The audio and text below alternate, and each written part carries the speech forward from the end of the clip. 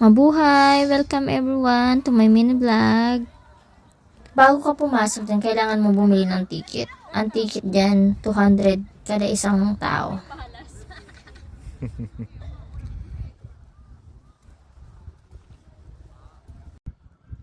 Tapos, pwede ka mag-rent dyan ng electric bike.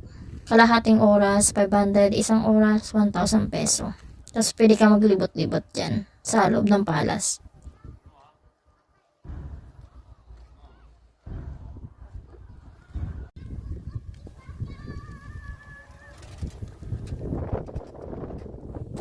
Nag-practice ako mag-drive.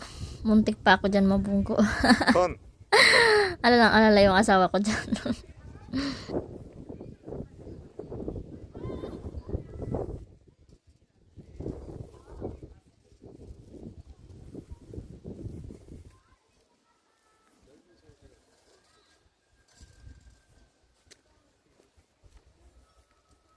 오.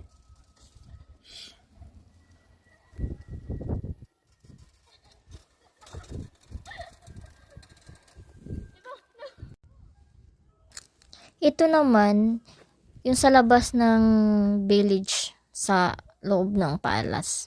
Kung saan yung mga nakatira yung mga mahihirap dati sa palasyo. Yan yung sa labas nila sa village. Ang ganda ng view nila.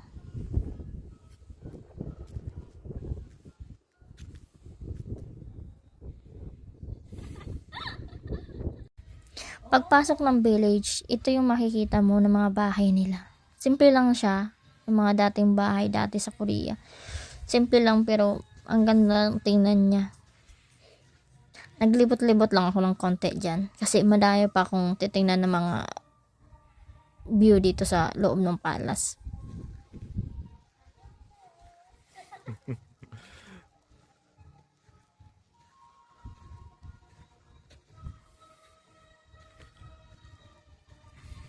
This is something like a village.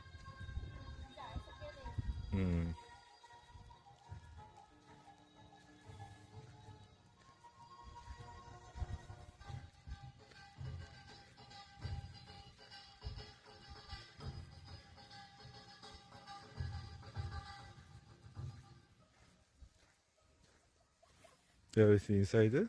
What? 없어?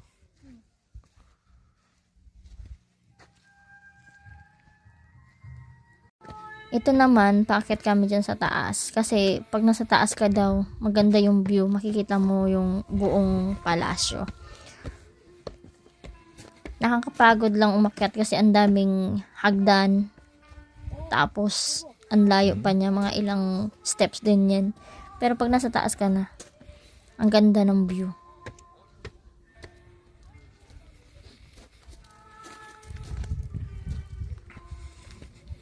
Ihingaling ka talaga dyan paakyat. Pero maganda na rin exercise yan.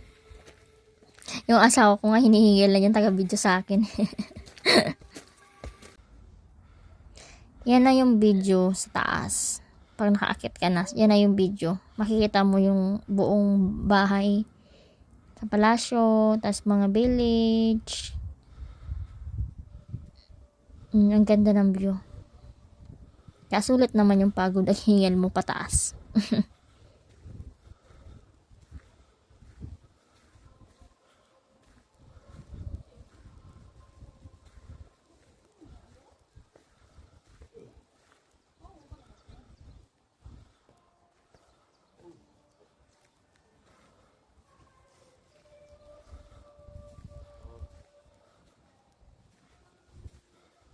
Thank you for watching everyone.